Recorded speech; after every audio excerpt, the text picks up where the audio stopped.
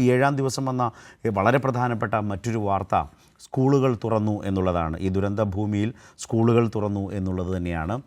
ദുരന്തത്തിൽ തകർന്നുപോയ സ്കൂളുകൾ ഒഴികെ അതുപോലെ ക്യാമ്പുകളല്ലാതെ നിൽക്കുന്ന സ്കൂളുകൾ ഒക്കെ ഇതാ ഇപ്പോൾ റമീസിനെ കാണാം. ചൂണ്ടയിലാണ് റമീസ് ഉള്ളത്. RC ഹയർ സെക്കൻഡറി സ്കൂൾ അവിടെയല്ലേ സ്കൂളുകൾ രാവിലെ ആരംഭിച്ചോ? എന്തൊക്കെയാണ് റമീസ് വിശേഷങ്ങൾ?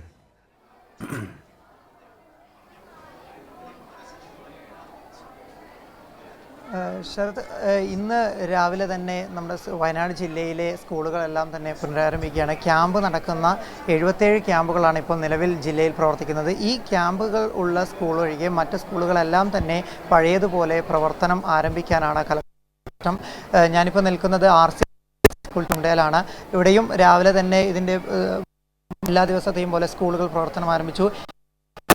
അവധിക്ക് ശേഷമാണ് ഈ സ്കൂളുകളൊക്കെയും തന്നെ ഇപ്പോൾ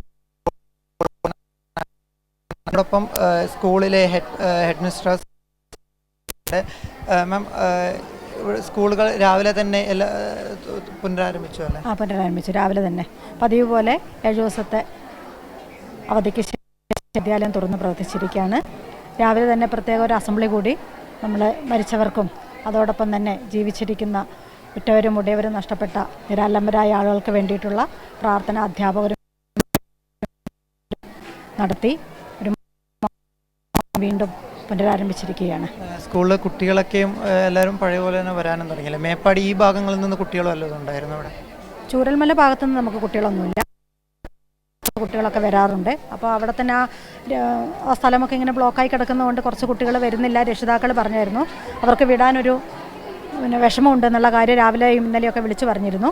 അപ്പോൾ ആ ഭാഗത്തുള്ള കുട്ടികളൊഴികെ ബാക്കി എല്ലാ കുട്ടികളും തന്നെ സ്കൂളിൽ വരാൻ തുടങ്ങി. ഈ സ്കൂളിൽ ക്യാമ്പ് പ്രവർത്തിച്ചിട്ടുണ്ടായിരുന്നോ? ഇല്ല, ഈ വിദ്യാലയത്തിൽ ക്യാമ്പ് പ്രവർത്തിച്ചിട്ടില്ല. LP സ്കൂൾ ഇതിൻ്റെ തന്നെ താഴെ LP സ്കൂളിലാണ് ക്യാമ്പ് ആരംഭിച്ചിട്ടുള്ളത്. ഇപ്പോൾ ക്യാമ്പ് പ്രവർത്തിക്കുന്നുണ്ട് തന്നെ. നിലവിൽ അവിടെ LP സ്കൂളിന് ക്ലാസ് ഇല്ല, മറിച്ച് high school, UP high school, higher secondary കുട്ടികൾക്കാണ് നിലവിലിപ്പോൾ ഇവിടെ ക്ലാസ് ഉള്ളത്. ഇത് തന്നെയാണ് ജില്ലയിലെ മറ്റ് മേഖലകളിലും. ഏകദേശം 70 നിലവിൽ ജില്ലയിൽ ഈ ക്യാമ്പ് പഴയതുപോലെ പുനരാരംഭിക്കാനാണ് കലക്ടറുടെ നിർദ്ദേശം. അനുസരിച്ച് ജില്ലയിലെ സ്കൂളുകളൊക്കെയും തന്നെ പ്രവർത്തനം ആരംഭിച്ചു. രാവിലെ തന്നെ അസംബ്ലിയോടുകൂടിയും അതുപോലെ തന്നെ ഈ മൗന പ്രാർത്ഥനയോടുകൂടിയാണ് ഈ സ്കൂളുകളൊക്കെയും തന്നെ പ്രവർത്തിച്ചത്. ഇതിലാകെയുള്ളൊരു പ്രയാസം, ഒരു സങ്കടം എന്നുള്ളത് പലരുടെയും ഇവരുടെ ആരും തന്നെ ദുരന്തത്തിലായിട്ടില്ല എന്നുള്ളൊരു സന്തോഷം. ഇവരുടെ പ്രിയപ്പെട്ടവർ ഒക്കെയും തന്നെ പ്രിയപ്പെട്ടവരുടെ കുടുംബക്കാർ പലരും ദുരന്തത്തിൽപ്പെട്ടു എന്നൊരു വേദന കുട്ടികൾക്കുണ്ടായിരുന്നു. എന്നാൽ അവർ വീണ്ടും സ്കൂളിലേക്ക് തിരിച്ചു വരുന്നു.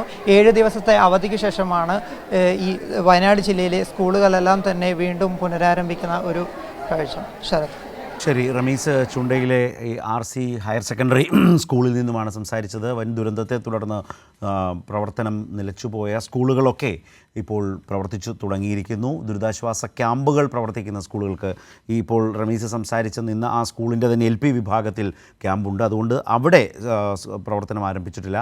മറ്റ് ഇടങ്ങളൊക്കെ ഉണ്ട്. ചുരൽമലയോടൊക്കെ ചേർന്നുള്ള പ്രദേശങ്ങളിൽ നിന്നൊക്കെ പലയിടത്തു നിന്ന് ഇപ്പോഴും കുട്ടികൾക്ക് സ്കൂളുകളിലേക്ക് എത്താൻ കഴിയാത്ത യാത്രാ തടസ്സങ്ങളും മറ്റും നേരിടുന്ന ബുദ്ധിമുട്ട്, അത്തരം ആ ഭാഗത്തെ കുട്ടികളൊക്കെ ഒഴിച്ച് മറ്റ് ഭാഗങ്ങൾ അതിനോടനുബന്ധമായിട്ടുള്ള തൊട്ടടുത്ത പ്രദേശങ്ങളിൽ നിന്നൊക്കെയുള്ള കുട്ടികൾ വീണ്ടും സ്കൂളിലേക്ക് വന്നിരിക്കുന്നു.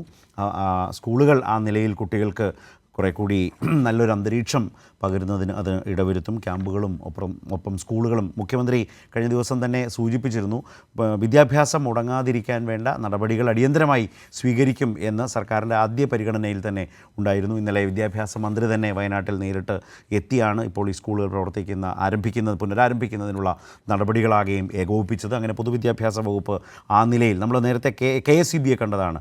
ദുരന്തം സംഭവിച്ച് ആദ്യ ദിവസം തന്നെ പുലർച്ചെയാകുമ്പോഴേക്കും പല ഭാഗത്തും വൈദ്യുതി പുനഃസ്ഥാപിച്ച് കൊടുക്കുന്നതിനുള്ള വലിയ പരിശ്രമം KSEBയുടെ ഭാഗത്തു നിന്ന് കണ്ടു. അതുപോലെ ഇപ്പോൾ പൊതുവിദ്യാഭ്യാസ വകുപ്പ് അവരുടെ ഉത്തരവാദിത്തം ഏറ്റെടുത്ത് മുന്നോട്ട് പോകുന്നതാണ്.